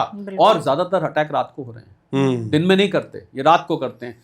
रात को दुबई में ऐसे लोग हैं जो मुझे बता रहे हैं कि हमें रात को नींद नहीं आती, क्योंकि वो निशाना, उनका निशाना तो अमेरिकन बेस पे होता है। मैंने कहा ना, उनकी बहुत सारी मिसाइल जो एक्यूरेट नहीं है, वो निशाना वहां होता है और गिर जाती कहीं जाके। पहले फक्र होता था हमारी प्रॉपर्टी अमेरिकन एम्बेसी के पास है, हमारी प्रॉपर्टी माइक्रोसॉफ्ट के ऑफिस के पास है, हमारे फ्लैट जो अमेजॉन के पास है, बोइंग के पास है। अब वही बात खौफ में बदल गई है कि कहीं वो मारा था किसी अमेरिकन कंपनी पर और आके गिर गया हमारे सिर पर। I think things will never be the same again. मैं नहीं चाहता किसी का दुबई में जिसने इन्वेस्ट किया उसका नुकसान हो, पर काश मेरे जाने से फर्क पड़ता। आपने किया इन्वेस्ट? आपका तो लग रहा है मुझे इन्वेस्ट किया होगा। नहीं, मैं ऐसा बात वो नहीं है कि मैंने इन्वेस्ट करा नहीं करा, वो एक डिफरेंट मैटर है। पर आपको एक और रील थी जिसमें मैंने काफी वायरल हुई, इसमें मैंने बोला था भाई 99.9% लोग जिन्होंने दुबई में इन्वेस्ट करा वो पछताएंगे। वो अब रील दोबारा से फिर वायरल हो रही है। अब मैं ये नहीं कहना चाहता कि मेरे को इतना पता था कि इतना ज्यादा बुरा हो जाएगा, बट मेरे को काफी आइडिया था कि मिडिल ईस्ट में बड़ा कुछ होने वाला, बिकॉज सीक्वेंसिंग के हिसाब से ये होना ही था। और शरद जी, अगर आज का सिनेरियो देखते हुए कोई इन्वेस्ट करना चाहे तो कैसे इन्वेस्ट करें? मुझे लगता है आपकी जो मेरी मल्टी एसेट एलोकेशन स्ट्रैटेजी है वो ऐसे समय में बिल्कुल चलती है। और आपको मैं जल्दी से पहले वो बताऊं जो मैं बताना चाहता था, इससे पहले कि मैं भूल जाऊं। मुझे लग रहा है कि यंगस्टर्स को इन्होंने कहा रीस्किलिंग अपस्किलिंग पे, मैं सहमत हूं। बिल्कुल अपने ऊपर पैसा लगाना चाहिए। आर्टिफिशियल इंटेलिजेंस जिस तरीके से आपके ऊपर हावी हो रहा है, अगर आप अपने आप को अपस्किल रीस्किल नहीं करेंगे तो आपकी नौकरी, आपके कामकाज को हो सकता है खा जाए। पर एक और तरीका भी है कि अगर आप रीस्किलिंग अपस्किलिंग भी नहीं करना चाहते और आपको लगता है पर आपने कुछ पैसा जोड़ लिया है, ये कहानी वहां से शुरू होती है जहां थोड़ा पैसा आपने जोड़ लिया है। बिल्कुल स्क्रैच वाले को तो ये अप्लाई नहीं करता। कितने पैसे की बात कर रहे हैं भाई? तो थोड़ा पैसा जोड़ लिया है, मैं आता हूं उस पर। अच्छा। तो आप क्या करें कि आप आजकल इंडिया में क्या है कि छोटे छोटे स्टार्टअप बहुत है तमन्ना। उन स्टार्टअप्स को छाटिए। मुझे नहीं पता, मैंने आपके पॉडकास्ट पे एक अपने दोस्त का एग्जांपल दिया था जिसके पास 1 करोड़ रुपए थे और उसको मैंने कहा था कि 10 स्टार्टअप्स में लगा दो आप। मैं नहीं दिया तो मैं दोबारा देता हूं। मेरा एक दोस्त था जिसमें जी भाई, उसने मेरे से कहा कि मेरे पास 1 करोड़ रुपया है, आप ऐसा करो मैं 10 स्टार्टअप्स में लगाना चाहता हूं। मैंने कहा आपको पता है भारत सरकार का डेटा है 10 में से 9 स्टार्टअप डूब जाते हैं। कहता मुझे पता है। मैंने कहा आप लगाना चाहते हैं? मैं लगाना चाहता हूँ। और मैं क्योंकि स्टार्टअप मेंटोर भी हूँ, मैं बहुत सारे स्टार्टअप्स को मेंटर करता हूँ, तो मुझे तो पता थी सारी कहानी, पर बिना उनकी कंसेंट के तो मैं रिकमेंडेशन दे नहीं सकता था। उन्होंने कहा करवा दो। 10 स्टार्टअप्स को चूज़ किया गया, 10-10 लाख रुपए 10 स्टार्टअप्स में। कुछ 4-5 उन्होंने चूज़ किए, 4-5 मैंने चूज़ करके दिए, क्योंकि स्टार्टअप्स की आप पीछे ड्यू डिलिजेंस करनी पड़ती है। स्टार्ट करने वाला कौन है, लड़के हैं, लड़कियां हैं, कितना पढ़े लिखे हैं, कहाँ इनके ऑफिसेज हैं, आइडिया कितना जेन्युइन है, मार्केटिंग करी है कि नहीं, रिसर्च करी है कि नहीं, टीम कैसी है, वगैरह वगैरह। बहुत लंबी लिस्ट होती है। अब कर दिया। अब उसके बाद ये 5 साल पहले की बात है। 5 साल बीते, अभी पिछले साल मेरी उनसे मुलाकात हुई, तो हमने जब बैठ के फिर हिसाब लगाया तो उनके 90 लाख रुपए 9 स्टार्टअप्स डूब गए। अरे बाप रे। यानी कि 1 करोड़ में से नहीं, अभी स्टोरी खत्म नहीं हुई। आप अभी नहीं, इमोशन मैं- आप मत दिखाइए। वो तो टीआरपी के लिए दिखाना ही है। नहीं, मैं सोच रही हूँ 1 करोड़। तो 90 लाख रुपए डूब 90 लाख रुपए डूब गए। जो 10वां था, कौन से नंबर का था, चौथा था, 5वां था, छठा था, इससे मतलब नहीं, जो 10वां स्टार्टअप था उसकी वैल्यू आज 55 करोड़ रुपए हो गई है। 55 करोड़ रुपए ये उनकी होल्डिंग हो गई है। ये स्टार्टअप की वैल्यू नहीं, स्टार्टअप की वैल्यू तो बहुत ज्यादा हो गई है। 55 करोड़। तो मैं जो आपको बताना चाह रहा था कि एक नया इन्वेस्टमेंट का तरीका है, पर इसके लिए मैंने आपको कहा था, if you want your money to work for you, you have to work for your money first. अगर आप चाहते हैं आपका पैसा आपके लिए काम करे, आपको अपने पैसे के लिए थोड़ी सी मेहनत करिए ना, उसकी इज्जत करिए। देखिए 6 महीने लगे थे उस काम को करने में, जो मैंने अपने दोस्त का एग्जाम्पल दिया। हर एक के ऑफिस गए, हर एक से बातचीत करी, किसी को होटल में बुलाया, किसी को ऑफिस बुलाया, किसी को कहीं कैफे में बुलाया, उनके जो कस्टमर्स थे उनसे मिले, किसी ने छोटी सी एक टेक फैसिलिटी बनाई थी, वहां जाके सारा दिन बिताया। 6 महीने तक ये मेहनत चलती रही, तब जाके 1 करोड़ रुपया निवेश किया। तो मैं जो बताने जा रहा था वो ये कि अगर आपके पास थोड़ा सा पैसा है, अब इन्होंने पूछा कितना पैसा है, देखिए इतना तो होना चाहिए कि आप 5, 7, 8 स्टार्टअप्स में थोड़ा थोड़ा करके क्राउड फंडिंग होती है। क्राउड फंडिंग में आप क्या करते हैं, आप बहुत सारे लोगों से थोड़ा थोड़ा पैसा करके ले लेते हैं और आप एक स्टार्टअप करते हैं। 10 में से 9 डूबेंगे, मैं फिर से बोल रहा हूं, पर वो एक आपको कहीं का कहीं पहुंचा सकता है। पर इसके लिए शर्त क्या है, ये जितना आसान मैंने बताया उतना आसान है नहीं, अब इतना आसान नहीं है जितना आसान मैं बता रहा हूँ। शरद, क्वेश्चन है मेरे को आपसे एक यहाँ पे, आपके दोस्त की उम्र क्या होगी? थे करीब 52-53 साल। आपकी मैं नहीं पूछ रहा, अब तो आपकी कितनी होगी? अगर थोड़ा सा आसपास ही लगा लो। नहीं, वो पॉडकास्ट का विषय नहीं है। चलो ठीक है। Ever उसका seen है, रीजन है, sir? मैं आपको बताता हूँ क्यों उसका रीजन है। उसका रीजन जो आप कह रहे हो वो बहुत बढ़िया, I absolutely agree with that. पर भाई आपके दोस्त ने और आपने जितना काम अपने आप पे करा होगा, जितनी आपने लर्निंग ली होगी इतने सालों की, वो आप किसी यंगस्टर से एक्सपेक्ट नहीं कर सकते। मेंटोर ले लीजिए ना। आई एग्री विद दैट, वो आप सही कह रहे हो। उसका मेरा मतलब यही होता है, जब आप अपने आप पे काम करोगे आपको पता होगा कि फोरकास्ट में क्या हो सकता है, राइट? आपको पता होगा यार एक्सपीरियंस में मेरे को ये भी था। अब वो एक्सपीरियंस आप अपने आप को अपस्किल कर सकते हो मेंटर लेके, आई एग्री विद दैट। इसीलिए आपको अपने आप पे काम करना बहुत जरूरी है, ताकि आप अपना दिमाग यूज कर सकते हो, यार क्या ये हो सकता है कि नहीं हो सकता। आई एग्री कि 9 फेल होंगे, एब्सोल्युटली एग्री। भाई जितना एक्सपीरियंस आपके पास है ना, और जितना आपके दोस्त के पास होगा, उतना इनके पास नहीं होगा। उसको गैदर करने के लिए उनको अपने आप पे इन्वेस्ट करना पड़ेगा। And yes, I absolutely agree with, उसके बाद आप फिर कुछ भी कर मतलब सकते आप हैं। मेंटोर ले सकते हैं, ये मैं Absolutely. बिल्कुल सहमत हूँ कि आप हर कोई, किसी में इतनी स्किल नहीं हो सकती कि वो एक 10 लाख रुपए का 55 करोड़ रुपए बना दे, ये स्किल Correct. नहीं हो सकती। उसके लिए मेंटोर्स अवेलेबल होते हैं। अरे ये तो तमन्ना शेयर मार्केट की इन्वेस्टमेंट के लिए भी अप्लाई करता है। मैं तो, आप शेयर मार्केट में कंपनी चूज करते हैं जी। मैं तो उसका एग्जांपल लड़का लड़की के रिश्ते करने से देता हूं। आप अरेंज मैरिज होती है ना, देखते हो पीछे परिवार कैसा है, उसकी रेपुटेशन कैसी है, उस पर कोई केस तो नहीं चल रहा, आगे कुछ खाता कमाता है कि नहीं, यही लगा दीजिए ना स्टॉक मार्केट की कंपनी चूज करने में, देखिए आपको क्या प्रॉफिट करके देती नहीं है। बिल्कुल सही कह लेकिन रहे हैं आप। शरद सर, एक चीज मैं आपसे पूछना चाहूंगी, आपने स्टार्टअप्स की बात की, लेकिन इंडिया में स्टार्टअप शुरू करना, अगर आप, ठीक है इंडिया में बड़े सारे एमएसएमईज के लिए बड़े सारी सहूलतें दे दी, ये दे दिया, लेकिन स्टार्टअप शुरू करना आसान नहीं है। आपके इतने सारे रेगुलेटरी, ये साइन वो साइन, इधर का ये टेस्ट वो टेस्ट, बंदा आधा तो वहीं पर खत्म हो जाता है। तो ये चीजें गवर्नमेंट को थोड़ी स्मूथली करनी चाहिए। नहीं, करनी चाहिए, करीबी हैं। मैं आपकी बात को बिल्कुल डिनाई नहीं करता, पर अगर आसान होता तो सभी कर देते ना, सब नौकरी छोड़ के फिर यही कुछ कर देते। मेरा कहने का मतलब है कि आप भी इतने, तो स्टार्टअप हैं। मेरा स्टार्टअप है, लेकिन मेरा स्टार्टअप वैसा वाला नहीं है कि जिसमें मेरे को मतलब लाखों या करोड़ों के हिसाब से इन्वेस्ट करना पड़े।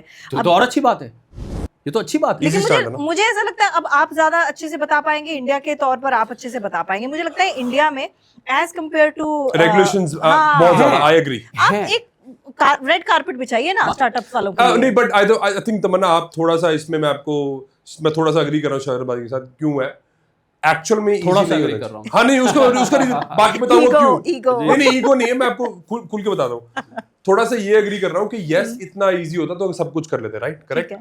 आई एब्सोल्युटली एग्री कि भाई थोड़ा सा होना चाहिए, but at the same time मैं ये भी कह रहा हूँ कि रेगुलेशंस बहुत ज्यादा है इंडिया में। आई अंडरस्टैंड दैट, ठीक है, उसके लिए काफी प्रॉब्लम्स होती है। पर अगर इतना इजी रख दोगे तो हर कोई नहीं कर पाएगा। और एक्चुअली मैं एक बात बताता हूँ, अगर कर भी दोगे ना फिर भी नहीं होगा, फिर भी 10 में से 9 फेल होंगे, क्योंकि वो एक ब्रीड अलग होती है। स्टार्टअप की ब्रीड या बिजनेस रन करने वाला ब्रीड जो है वो एक अलग होती है। आप जितना मर्जी कोशिश कर लो, ये आप सिखा नहीं सकते किसी को। शरद भाई एग्री करेंगे? देखिए, इसमें ना किस्मत का रोल भी होता हाँ बिल्कुल, इसमें है। ठीक है, मैं आई बिलीव इन डेस्टिनी। अब आप कहेंगे कि ये बड़े स्टार्टअप मेंटर और इकोनॉमिस्ट बनते हैं और अब घूम फिर के किस्मत पे आ गए, पर अगर किस्मत में नहीं होगा ना तो आप जो मर्जी कर लो वो नहीं होने वाला। तो आपकी किस्मत आपका साथ देनी चाहिए। ये मैं साथ में एक पूंछ लगा देता हूँ, ये पूंछ जरूरी है। कितना रेशो होना चाहिए किस्मत और नहीं, hard work का? ये तो आपको कुछ टाइम आप करेंगे, आपको रिजल्ट दिखने शुरू हो जाएंगे। अगर वो क्लिक करना होता है तो वो क्लिक कर जाता है। आपने जब ये स्टार्ट किया था तमन्ना, तो आपके जब जैसे जैसे फॉलोअर्स व्यूअर्स ने आपको तारीफ करनी शुरू करी, पसंद करना शुरू किया, तो किस्मत ना वो इंडिकेशन भेजती है, हाँ ये तेरे लिए है, हाँ ये आपके लिए है, हाँ ये तुम्हारे लिए है। आपको वो सिग्नल्स आने लग जाते हैं। उसी सिग्नल्स को पकड़ के आप आगे बढ़ सकते हैं। पर कभी कभी शुरू करते ही ऐसी चीजें होनी शुरू हो जाती हैं, यहाँ भी नहीं काम बना, यहाँ भी नहीं कहा। हालांकि मैं ये भी साथ में कहूंगा, बहुत सारे लोग ऐसे होते हैं, एक ये भी थ्योरी होती है कि बार बार फेल हुए पर फिर भी हार नहीं मानी। आप अगर पीछे ही पड़ जाएंगे, पर इसमें प्रॉब्लम स्टार्टअप में क्या है कि पैसा लगता है, तो पैसा आपका ड्रेन आउट हो जाएगा। फिर आपने जो सेविंग्स करी है या किसी इन्वेस्टर का पैसा लगाया है, वो सारा पैसा डाउन द ड्रेन चला जाएगा और आपके पास भी पैसा नहीं बचेगा। तो आप बार बार कैसे कोशिश करेंगे? पर अगर किस्मत संकेत दे रही है तो मुझे लग रहा है उस सिरे को पकड़कर आगे बढ़ जाना चाहिए। तो किस्मत को साथ में एक लिटमस टेस्ट जो है वो रखना चाहिए। इसको मैं थोड़ा ब्रेक डाउन करता हूँ। भाई आप जो कह रहे हो किस्मत बहुत बढ़िया, पर उसका एक, अगर हम किस मत को ब्रेक करें, किस मत, उसका एक्चुअल में मतलब ये है कि आपके इंटेंशंस क्या है। तो अगर आपकी सिर्फ इंटेंशन सिर्फ पैसा ही कमाने की है तो आप ज्यादा लंबा नहीं कर पाओगे, क्योंकि आपको कहीं ना गिर जाओगे। अगर आपकी एक्चुअल में जो इंटेंशन है वो किसी की प्रॉब्लम सॉल्व करने की है, किसी की जिंदगी बढ़िया करने की है, फिर आपका जो वाई होता है ना वो बहुत स्ट्रांग होता है और वो आपको खींच के ले जाएगा। क्योंकि 10 बारी गिरोगे ना, अगर आपकी इंटेंशंस बढ़िया और आपके वाई बढ़िया है तो आप 11वीं बार भी खड़े हो जाओगे। और डोनाल्ड ट्रंप के लिए तो आप कुछ और कह रहे थे। डोनाल्ड ट्रंप के भाई उसने जो करा है वो सबकी सिचुएशन नहीं हो सकती ना, वो सबकी सिचुएशन नहीं हो सकती। हम तो एक वैसे स्टार्टअप की बात कर रहे हैं, राइट। उसकी सिचुएशन बहुत अलग है, वो अमेरिका में पैदा हुआ भाई, राइट। हम उसके साथ कंपेयर करके हमारा कोई फायदा नहीं है। आप उसको फिर मशहूर कर रहे हो, उसको ऑलरेडी वैसे जरूरी नहीं है, जरूरत नहीं है उसको। तो इंडिया में पैदा होना गुनाह हो गया? नहीं, मैं ये भाई ने बोला, भाई से बात करो, मेरे से ना करो। मैं तो ये बोल रहा हूँ कि आपकी इंटेंशंस जो है वो बढ़िया होनी चाहिए, क्योंकि बिजनेस एक स्पिरिचुअल गेम है। आप समझ नहीं पाओगे जो मैं बोल रहा हूँ अभी। आप लॉ ऑफ अट्रैक्शन की बात कर रहे हैं, मेरे को लग रहा है सर भी लॉ ऑफ अट्रैक्शन की बात कर रहे थे। मैं स्पिरिचुअल ऐसे है कि आप किसी की वाकई में सही इंटेंशन से मदद करने की कोशिश करो। बहुत प्रॉब्लम्स है इंडिया में। मैं आपको पिछली बारी जो हमारी वायरल हुई है वो इतनी ज्यादा कि 10-15 साल में अगर इंडिया में अपने पैसे नहीं कमा रहे, डूब के मर जाना, आई एब्सोल्युटली एग्री। क्योंकि बहुत सारी प्रॉब्लम्स है जो आप सॉल्व कर सकते हो, वो जेन्युइन प्रॉब्लम है जो आप सॉल्व कर सकते हो और लोगों की जिंदगी बढ़िया कर सकते हो। क्योंकि बिजनेस है क्या? प्रॉब्लम सॉल्व करना, और कुछ नहीं है। प्रॉब्लम सॉल्व करो, लोग आपको पैसे करेंगे, that's it, that's what it is. So आपको भी शायद समझ नहीं आएगा कि बिजनेस एक स्पिरिचुअल गेम है, बट आई रियली होप कि आपको समझ आए। मुझे नहीं लगता कि स्पिरिचुअल गेम है बिल्कुल भी। जो बिजनेस करता है उसकी नज़र केवल और केवल मुनाफे पे रहती है। नहीं मानना तो आप मारवाड़ियों को देख लीजिए, गुजरातियों को देख लीजिए, उनकी नज़र केवल पैसे पे रहती है। रोकड़ा आ रहा है तो सब ठीक है। और आजकल मैंने जसमीत जी लोगों को बिजनेस एथिक्स कॉम्प्रोमाइज़ करते हुए देखा है थोड़े से मुनाफे के लिए। आप बिजनेस जिस तरीके से किया जाता है यहाँ पर, कट थ्रोट कंपटीशन यहाँ पर बोलते हैं, दूसरे का गला भी काटना पड़ जाए अपने 4 पैसे कमाने के लिए, इस तरीके से बिजनेस किया जा रहा है। और जो क्षमा मांगते होंगे जो यंगस्टर्स हैं वो तो सिर्फ अगर बिजनेस स्टार्टअप करते हैं उनकी नज़र कहीं स्पिरिचुअल नहीं होती है। मैं क्रिटिसाइज़ नहीं कर रहा हूँ किसी को, मैं बिल्कुल भी क्रिटिसाइज़ नहीं कर रहा इससे पहले कि कोई रिएक्ट करे और कमेंट करे, पर उनकी नज़र चिड़िया की आंख अर्जुन की जो थी सीधा और सीधा प्रॉफिट पर रहती है। अगर आप प्रॉफिट पर नज़र नहीं रखेंगे तो आपको बिजनेस को चलाने में, अगर साथ में आप फिलोसॉफिकल हो जाएंगे, स्पिरिचुअल हो जाएंगे, तो यहाँ पर यंगस्टर से कहते हैं फिर तो हमारा बिजनेस कहाँ से चलेगा। फिर तो हमें तो खाली मुनाफे पे नजर रखनी है, बॉटम लाइन पर नजर भाई मुनाफे पे नजर रखने के लिए मैंने मना नहीं करा और कभी भी मेरा ये इंटेंशन नहीं है। मुनाफे पे नजर जरूर रखनी, क्योंकि अगर मुनाफा नहीं कमाओगे तो बिजनेस चला नहीं पाओगे। पर मेरे कहने का मतलब ये स्पिरिचुअल गेम ऐसे है कि आपको प्रॉब्लम सॉल्व करने की सोचना चाहिए कि आप वाकई में किसी की जिंदगी बढ़िया कर रहे हो। पैसा तो आपको आज जसमीत बहुत सेंटली हो रहे हैं। आज इनका गला थोड़ा सा खराब है ना, गला खराब है, सेंटली सूंडली तो नहीं मार रहा। सेंटली निकल रही है। मुझे लग रहा है रील के पीछे वो म्यूजिक लगाना पड़ेगा, भक्ति The reality is में कि- शक्ति है जन्मों की। नहीं, क्योंकि मेरी दूसरी साइड भी नजर आनी चाहिए लोगों को। वो आपने जो इंट्रोडक्शन दिया था वो शायद अप्रोप्रिएट एग्जैक्टली हर जगह नहीं होता, बट यस डिपेंडिंग ऑन तो के मेरे पे हर जगह नहीं होता। जब मेरा दिल करता तब मैं कर लेता हूँ। Okay. दूसरी साइड्स भी पता होनी चाहिए लोगों को, इतने कोई खराब नहीं है। नहीं, अगर एथिक्स हैं बहुत अच्छी बात है, पर मुझे लगता है बिजनेस तभी चलता है अगर आप सोनली फोकस्ड ऑन प्रॉफिट हो। हाँ, प्रॉफिट तो चाहिए। हाँ, इसमें कोई doubt नहीं। आपको जो लीगल बाउंड्रीज हैं वो जंप नहीं करनी है। बिजनेस तो बहुत तरीके से होता है। बिजनेस तो चोरी डकैती को भी बिजनेस ही कहते हैं कि आप मुनाफा कमा रहे हैं, वहाँ रस्सी पे खर्च कर रहे हैं, असले पे खर्च कर रहे हैं, वो भी एक बिजनेस है।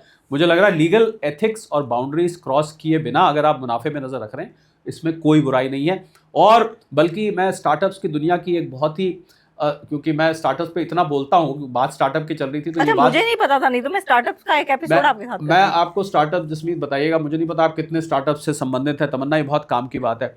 एक गलती आजकल के यंगस्टर स्टार्टअप्स में कर रहे हैं, क्या कर रहे हैं मालूम है? वो बिजनेस शुरू करते हैं, इन्वेस्टर को लाते हैं, थोड़ी सी टेक्निकल बात है पर मैं आसान करके समझाऊंगा। इन्वेस्टर्स को लेके आते हैं, एक कॉन्सेप्ट होता है स्टार्टअप में वैल्यूएशन। वो मुनाफे की बजाय वैल्यूएशन पे ध्यान देते हैं। मतलब आपने लगाया अपना मान लीजिए 1 लाख, इन्वेस्टमेंट आ गई आपके पास 1 करोड़ की, अब आपके बिजनेस की वैल्यूएशन हो गई एक्स अमाउंट की। इसके बाद आपने जो 1 लाख लगाया था, मान लीजिए इस 1 करोड़ में उसने 10% आपका शेयर खरीदा, तो आपके 1 लाख हो गए 9 करोड़, यानी टोटल बिजनेस हो गया 10 करोड़ का। इन नंबर्स को समझिएगा। अब वो क्या करते हैं, उनको लगता है हमारा 1 लाख तो अब 9 करोड़ हो गया है, उस हार को किसी के गले में डाल देते हैं। इसको स्टार्टअप भाषा में बोलते हैं एग्जिट। अब वो बिजनेस प्रॉफिट में है या नहीं है ये वो जाने। आप फ्लिपकार्ट में क्या हुआ था, आपको पता है फ्लिपकार्ट आज भी प्रॉफिट में नहीं है। बंसल साहब ने क्या किया था, उन्होंने 1,25,000 रुपए 1,25,000 करोड़ में अपना वो बेचा था, आज भी फ्लिपकार्ट लॉस में है। वॉलमार्ट ने खरीदा था वो, क्योंकि उनको ई कॉमर्स में आना था। कितने ही ऐसी कहानियां हैं जो यंगस्टर्स ने प्रॉफिट कमाने की बजाय वैल्यूएशन को बनाकर और उस हार को किसी के गले में डाल दिया, वहां जाके वो हार मुरझा गया। पर भाई इसमें वीसीज भी तो बहुत रोल प्ले कर रहे हैं ना। नहीं बिल्कुल, तो वीसीस की गलती है। एग्जैक्टली ये गलती है ना, गलती है कि आप Absolutely. ऐसा बिजनेस खरीद रहे हैं जिसकी आगे आगे कभी प्रॉफिट में आने का चांस ही नहीं है। एब्सोल्युटली उसका चांस ही नहीं है। यंग जनरेशन की आप बात कर रहे हो, एक और यंग जनरेशन बड़ी चीज कर रही है, मुझे बड़ी हैरानी होती है। ईएमआई से बाहर अब्रॉड जा रही है कोल्ड प्ले का कंसर्ट देखने, वेकेशंस पे। क्या ये यंगस्टर्स मतलब ये पैसा बचा पाएंगे? ये यंगस्टर्स का है, आज मौज मनाओ, कल की कमेटी वाले इंतजाम करेंगे, कल का कल देखा जाएगा। ये मुझे लग रहा है बहुत शॉर्ट टर्म अप्रोच है। और बिल्कुल ये जो हमारा इन्वेस्टमेंट का कॉन्सेप्ट है, जो हमने पहले भी बात की थी कि आपको एक स्टेडी डिसिप्लिन्ड वे में 20% अपनी कमाई का निकालते रहना चाहिए, ये बिल्कुल उसके खिलाफ जाता है।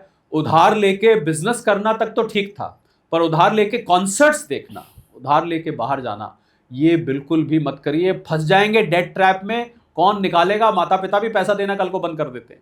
आपको भी लगता है? ये तो सरासर मूर्खता है टू बी ऑनेस्ट। मतलब ये तो एब्सोल्यूट रबिश है कि भाई आप उधार लेके जा रहे हो। आप उधार लेके, अच्छा ये बात सुनना है, इनको चुभने वाली है क्योंकि गरीब है ना, फिर ऐसे सोचते हैं। ये उधार लेके अपने आप पे कोचिंग मेंटरिंग क्यों नहीं करते? अगर आपको जिंदगी बदलनी है तो आप उधार लेके, मान लो अगर आप उधार ले लो, घूमो फिरो, कोई दिक्कत नहीं है, पर आप कोचिंग और मेंटरिंग क्यों नहीं करते हो? फिर भाई बैठे हैं ना करने के लिए। मैं भी कोचिंग करता हूँ, सिर्फ मैं महीने के 5 लोग ही करता हूँ, मैं ज्यादा नहीं करता हूँ। बट अब वो क्यों नहीं करते हो जिससे आपकी जिंदगी जो है बढ़िया हो सकती है? बट आप ये जो कर रहे हो ये तो शरत मूर्खता है। मतलब ये तो गरीब लोग ऐसे ही करते हैं और फिर वो ऐसे ही मरते हैं। नहीं, गरीब लोग करते नहीं, गरीब बन जाएंगे। हाँ वही वो, पर माइंडसेट तो भाई गरीब है ना। माइंडसेट तो गरीब है ना कि भाई हाँ, सोच तो वैसी रही ना गरीबों की तरह कि भाई हाँ बस यही है जो है, शॉर्ट टर्म है, कर लो जो करना है। बट चलो कोई बात नहीं, वो कॉन्सिक्वेंसेस बाद में पता चलेंगे। अब हम क्या ही कहते बोलें। हैं कि हम मेंटोर रखने के लिए इतना पैसा कहाँ से दे, लेकिन हाँ स्टारबक्स में कॉफी पी लेते हैं। हाँ। नहीं पर कोल्ड प्ले भी तो देखने जा रहा है ना। हाँ वो नहीं, मेरे को लगता है जिसको समझना होगा ना, यूट्यूब में भी इतने सारे वीडियोस हैं, आप देखिए। आप मतलब अगर फाइनेंस का देखना तो आप जैसे कई दिग्गजों के प्लेटफॉर्म्स हैं, आप देखिए, उससे भी ज्ञान लिया जा सकता है। नहीं पर तमन्ना आपको बात बताऊं, एंड शरद भाई ऑब्वियसली एग्री शायद करेंगे, मेरे को पता नहीं है कि डाउट हो गया। डाउट नहीं, मतलब अरे यार सिर्फ थोड़ा इंटरेस्टिंग बनाने के लिए बोलना पड़ता है सब चीजें। अब पता क्या होता है कि आपको ना एक बंदा चाहिए होता है जो आपके सिर पे खड़ा हो। ट्रू। अकाउंटेबिलिटी चाहिए है, क्योंकि आप देख तो लोगे, अकाउंटेबिलिटी नहीं होगी ना तो आप नहीं कर पाओगे। अकाउंटेबिलिटी चाहिए भाई, किसी को तो आप आंसरेबल हो ना कि भाई हाँ यार तेरे को ये बोला था लास्ट वीक करने के लिए, क्या हुआ उसका? अब वो करोगे नहीं तो फिर बात अकाउंटेबिलिटी की तो है ही है, आंसरेबिलिटी पर। बात यह है कि बिजनेस करने के कुछ रूल्स होते हैं। मार्केटिंग है, फाइनेंस है, अकाउंटिंग है, इंफॉर्मेशन टेक्नोलॉजी है, टीम कैसी लेनी है। अब एक स्टार्टअप मुझे मिला, उसने अपने किसी कजन को भर्ती कर लिया साथ में, उसको बिजनेस का ABCD भी नहीं आता था, उसने उसको अंधा विश्वास किया, उसने पैसे डुबो दिए। तो आपकी टीम कैसी है, आपकी HR पॉलिसीज कैसी है? मुझे लग रहा है बिजनेस करना एक पूरा का पूरा सब्जेक्ट है। और अगर आपको कोई साथ में आके गाइड कर रहा है तो इसमें कोई हर्ज नहीं है। आप सीधा बिना स्विमिंग कोच के अगर आप पूल में छलांग लगा देंगे तो हाथ पैर मार के ज्यादातर चांस आपके डूबने का है। कुछ लोग हाथ पैर मार के बच भी जाते हैं, पर 10 में से 9 लोग डूबेंगे। एग्जैक्टली यही स्टार्ट। यही हाँ, इसमें तो कोई डाउट नहीं है। मतलब यार आपकी स्ट्रेंथ नहीं है, आप सब कुछ वैसे भी कर नहीं पाओगे। Business is a game of कि टीम है, अगर टीम नहीं होगी तो जो मर्जी कर लो, मतलब नहीं कर पाओगे। आपको वैसे भी फोकस करना चाहिए अपनी चीज पे जो आप बढ़िया कर सकते हो, सब कुछ करने जाओगे तो गिरोगे। चलिए अब आप दोनों से मैं फिल इन द ब्लैंक्स आपको भरने हैं अपने अपने तरीके से। मार्केट में पैसा तब बनता है जब इन्वेस्टर डैश, सॉरी ये अच्छा ये आपको रैपिड कंप्लीट करना है। ओके ठीक है। मार्केट में पैसा तब बनता है जब इन्वेस्टर पहले अपने आप पे काम करता है फिर इन्वेस्ट करता है। आपका? जब इन्वेस्टर लंबे टाइम तक उस इन्वेस्टमेंट में बना रहता है। अगर एक बिगनर इन्वेस्टिंग स्टार्ट कर रहा है तो सबसे पहले उसे क्या करना चाहिए? फिर अगेन पहले अपने आप पे फिर इन्वेस्ट। आपका आंसर? सेविंग्स करनी चाहिए। मार्केट क्रैश के टाइम सबसे स्मार्ट मूव होता है? गोल्ड। आप? क्या होता है? गोल्ड। वॉर मार्केट क्रैश के टाइम सबसे स्मार्ट मूव होता है? अगर आप वॉर की सिचुएशन की बात कर रहे हो तो गोल्ड है। अगर आप वैसे मार्केट की बात कर रहे हो तो रियल एस्टेट मेरे को लगता है सबसे बढ़िया लॉन्ग टर्म जो है हेज तो वही है। अगर आप स्टॉक मार्केट पूछ रहे हैं तो स्मार्ट इन्वेस्टर उसमें SIP करके मौके ढूंढता है घुसने के। ये मैं नहीं कह रहा, ये वॉरेन बुफे ने कहा। यंग इन्वेस्टर्स की सबसे बड़ी मिस्टेक क्या होती है शॉर्ट टर्म थिंकिंग। आपके हिसाब आई एग्री। वेल्थ क्रिएट करने का सबसे पावरफुल रूल है long term thinking. Yes, long term thinking with a diversified strategy. एक ही एसेट में ट्रैप मत हो जाइए। अब मुझे जाते जाते, क्योंकि आपके पास भी समय कम है और आपके पास भी आपका गला बैठा हुआ है, मुझे जाते जाते 3 मंत्र आप बताएंगे अमीर बनने के और 3 आप बताएंगे। अर्ली एज में सेविंग, लंबे वक्त के लिए बने रहना, और 5 अलग अलग एसेट क्लासेस में डाइवर्सिफाइड रहना। आपकी तरफ से? लॉन्ग टर्म थिंकिंग, अपने आप पे काम करना और रियल एस्टेट पे फोकस रहना, बट उसको डाइवर्सिफाई ऐसे करना कि आप दूसरी जगह पे, दूसरी स्टेट्स में, दूसरी सिटीज में खरीद सकते हो। बिकॉज अमीर लोग सिर्फ एक ही दुबई जगह में पे भी? नहीं, दुबई में तो नहीं, अभी के लिए अभी के लिए तो नहीं। हाँ जी, पर जिनके पास पैसा है, ऑफ कोर्स अगर वो लंबा खेल सकते हैं तो दुबई में भी कोई खराब नहीं है, but yes it won't be the same again. तो आप दोनों के साथ बहुत मज़ा आया बात करने का, और मुझे लग रहा है दर्शकों को काफ़ी ज़्यादा आज एपिसोड इंटरेस्टिंग भी लगेगा और साथ ही साथ सीखने को बहुत कुछ मिलेगा। आप दोनों का तहे दिल से शुक्रिया। मुझे पता है आप दोनों के पास समय की थोड़ी सी कमी रहती है, लेकिन दोनों ने एक दूसरे के साथ समय निकाला, और ये भी बड़कपन है दोनों का, क्योंकि कई बार ऐसा होता है कि कई बार एक दूसरे के साथ पॉडकास्ट लोग नहीं करना चाहते, इंटरव्यूज़ में नहीं बैठना चाहते, लेकिन मैं कॉम्प्लीमेंट करूंगी शरद सर आपको। सर से मैंने एक बारे में पूछा तो सर ने बोला कि कोई भी हो, मुझे कोई गुरेज नहीं है करने का, क्योंकि कई बार लगता है कि फुटेज किसी को मिल जाएगी या हमारे ऑडियंस चल जाएंगे, और सेम विद जसमीत सर। मैं तमन्ना पॉलिटिकल डिबेट्स में बैठता हूँ, मुझे लगता है उससे कुछ भी बेटर हो सकता है। भाई मैंने भी ना तमन्ना से पूछा भी नहीं कौन है। हाँ सर, मैंने पूछा भी नहीं, मैंने कहा कोई दिक्कत नहीं। उन्होंने बोला मुझे क्रिएटिविटी से आपका मतलब है। बड़प्पन है, मेरी आदत है। मैंने पूछा भी नहीं, क्योंकि मैंने कहा I don't really care as long as बढ़िया कॉन्वर्सेशन हो। पता क्या, रिस्पेक्टफुल रहना is the most important thing. बिल्कुल। और जो हमने दोनों ने मेंटेन करके रखा है, ये सबसे ज्यादा इंपॉर्टेंट होता है। यार आपसे मैं कभी एग्री नहीं कर सकता हूँ, घर वालों से नहीं होते सारे एग्री, तो मतलब बाहर वालों से फिर भी होगा, पर फिर भी काफी चीजें हम ऑलमोस्ट सेम ही रही हैं, क्योंकि और सबसे बड़ी सेम चीज ये है कि ਅਸੀਂ तीनों पंजाबी हैं। या एब्सोल्युटली। पहले पंजाबी च गल हो रही थी ऑफ कैमरा, हुण हिंदी च हुंदी हुण पई हिंदी च हो रही है। तो चलिए बहुत बहुत शुक्रिया आप दोनों का, Thank you so और much. आप लोगों का भी बहुत बहुत शुक्रिया, तहे दिल से आपका शुक्रिया, दिल की गहराइयों से शुक्रिया। ऐसे जुड़े रहे हमारे साथ, देखते रहे Tamanna talkies. Tamanna talkies, where you can follow trend every weekend. So please share, follow and subscribe.